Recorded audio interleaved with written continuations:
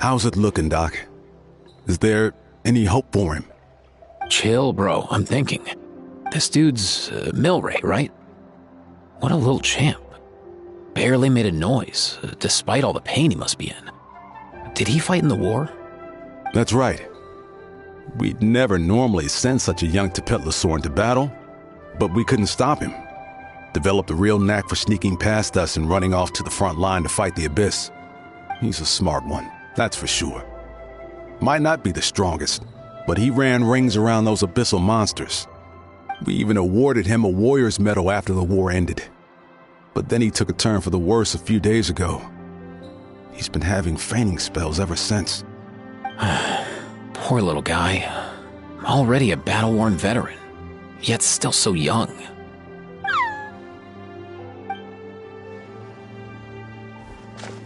Hey, Kachina, what's going on here? Traveler, Paimon! Long time no see! So basically, there's this young Tepetlosaur in our tribe called Milray. We're not sure what's wrong with him, but he's been getting weaker and weaker by the day. Aoife's taking a look at him. Nyan, who he grew up with, is here too. We're all really worried about him. When my daughter got lost in the mountains, it was Milray who helped bring her back. To think that he made it through the war, but now that peace has finally come. Steady there, bro. We'll find a way. Ah, you're that cuckoo thesaurus from the vet clinic. Huh? What are you on about? So this Aoife you just mentioned is actually... Hey, yo, everyone! Please chill. I think I've got this figured out. For a juvenile Saurian, he showed remarkable courage in the war, but he's too young to be using that much phlogiston. As a result, he developed a rare pathological change. The initial symptoms might not have been obvious, but he's gone untreated for so long that his condition is now very serious.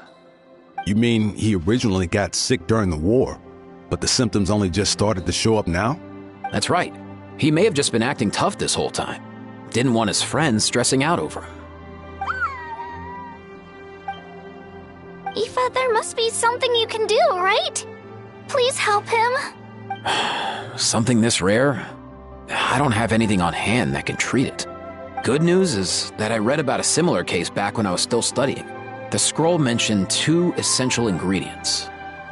First up, an herbaceous perennial known as an ocean zephyr. Though they can grow practically anywhere, they're exceedingly rare.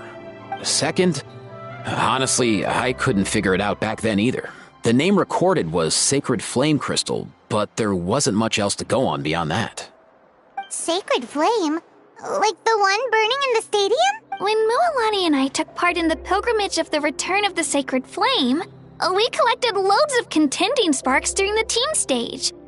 Apparently, they're sparks from the Sacred Flame itself. They even make you feel all warm and fuzzy while you carry them. Do you think these crystals might be something similar? From the name, I'd say we're looking for a rarer, purer form of Sacred Flame. You sure there's even such a thing? We've been in Natland for ages now, but we've never come across anything like that. So it would seem, as it happens. Huh? For real, Uncle Pakal? It's a coincidence that I've even heard of it. Apparently, the people of Natland knew how to make a special kind of sacred flame crystal way back when. I'm not sure exactly how they did it, but the other chiefs might know something. I'll go ask them. Thank you, Aoife. Your diagnosis was a huge help. Mind if I keep you a little longer? Sure thing, dude. I'll stick around until we've got some results. Great. In that case, let's go our separate ways for now. Milray needs some proper rest, and he's not going to get that with so many people gathered around. I'll let you all know as soon as there's any news. Fingers crossed, he'll soon be on the mend.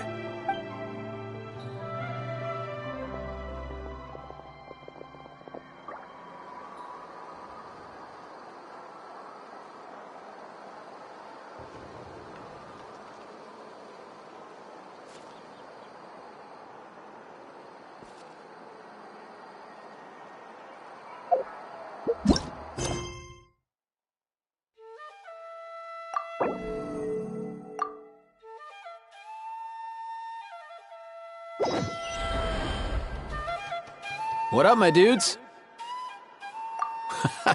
Hey, come on, chill. The name's Aoife, a vet from the Flower Feather Clan. This here's my assistant, Kakuku.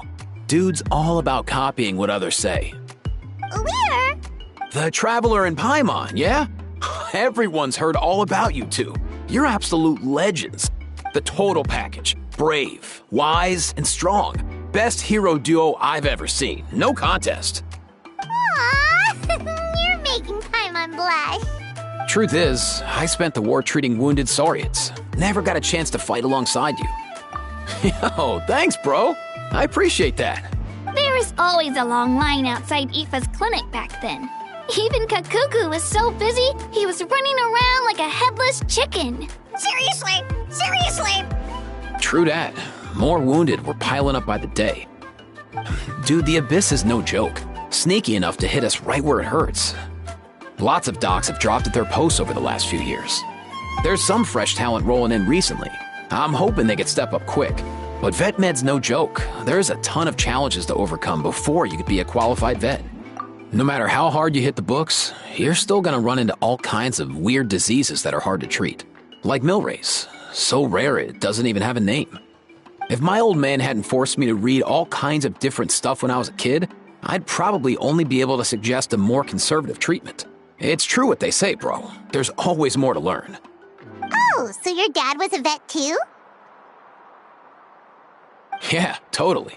Our family's medical knowledge has been passed down over generations. My old man started steering me toward being a vet when I was a kid, schooling me on all kinds of herbs. And man, if I forgot anything, out came the broom. My family's been vets for generations now. No clue who it was that kicked off the tradition, though, you know? Back when I was a kid, my dad said something about our skills being medicine born of guilt. But the reason we got into it doesn't really matter. What matters is that it's useful. Guilt? Sounds pretty strange to Paimon. Usually you only feel guilty when you've done something wrong. Who knows? After he passed, there wasn't anybody else I could ask. I figure it's because guilt gnaws at anyone practicing medicine. When you fail to fix someone up, I've been there. So I'm gonna do my best to make sure that doesn't happen this time. I don't recall ever seeing a record of any patient with his malady who was successfully cured. Heck yeah, I do. Oh, looks like the Chiefs are back. Let's go see what they have to say.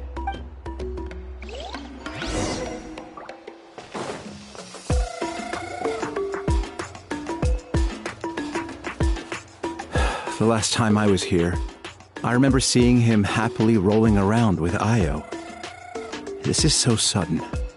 Well, as the saying goes, illness strikes like a landslide. It's not uncommon for people and Saurians to just collapse overnight. Given that he first fell sick during the war, he's done well to make it this far. Hey, little guy. Are you okay? Does it hurt? For one so young to risk life and limb on the field of battle. This too is a responsibility we adults must bear. Whoa, all 6 tribal chiefs in one place? Not something you see every day. It's true that we used to hardly ever meet up like this. The affairs of our own tribes were usually enough to keep us all swamped. These days, though, group dinners on our days off have practically become the routine, so don't look too surprised. Group dinners? More like group mooching. You guys always seem to end up at my place. So shameless. Well, your cooking is too good to resist. You've seen how hopeless the rest of us are in that regard. Anyway, let's get down to business. Aoife, we've been informed about the situation. Once again, it's a good thing you were here to help out. Milray and the other Tepetlosaurs have helped transport goods for the Flower Feather clan in the past. We won't just stand by and watch while he suffers. I just happened to come across a record of a case like his back home, but I don't know anything about this sacred flame crystal. I haven't heard of it either. Can the sacred flame even take other forms? It can, indeed. While I've never seen this happen in the flesh, I have read references to it in woven scroll. In ancient Netland, besides the pilgrimage of the return of the sacred flame, there is said to have been another way to produce sacred flame, known as the Bloomflower Trials. It was a combat exercise, held jointly by the 6 tribes, that was even more intense than the pilgrimage. So they occasionally yielded an even purer form of sacred flame. Sacred flame crystals! For real? How have I never heard of that? Simple. The Bloomflower Trials haven't been held for centuries. Something seems to have happened the last time they were held.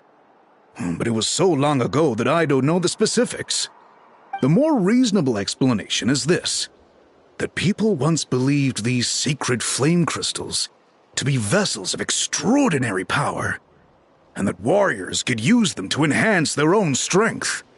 In reality, they turned out to be far less miraculous than hoped for. In some rare, very specific circumstances, they proved irreplaceable, but they were not so different from the regular sacred flame in essence. The pilgrimage produced enough sacred flame, making the Bloomflower Trials obsolete, and thus they were forgotten. I get it. So to save Milray, we have to revive the Bloomflower Trials and get all 6 tribes to take part. Ooh, that sounds rough.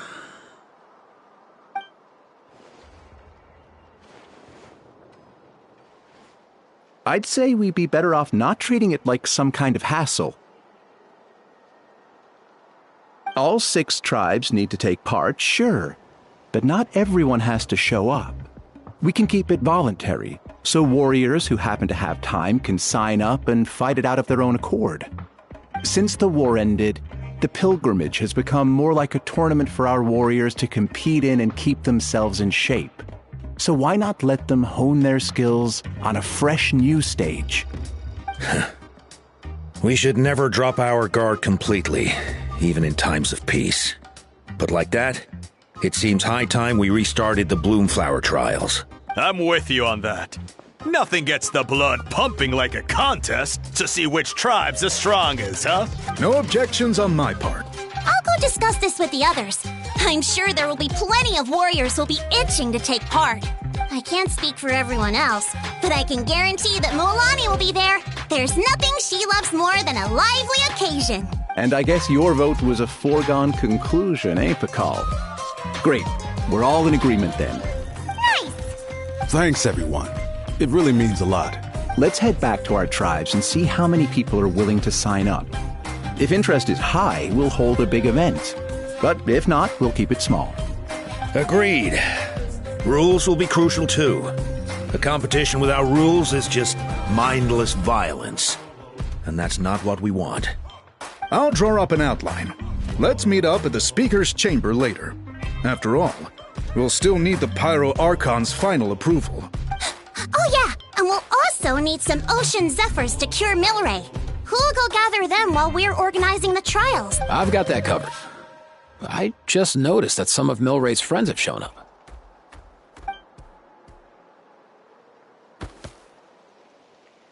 You mean these Saurians? You're right. There's all sorts. Seems like he's quite the popular little fella. Huh. Kakuku, can you hit them up and ask if they'd be down to lend a claw? Sure thing, bro. I've got you, bro. Must be nice having a Saurian companion who can talk. Well, if that's ever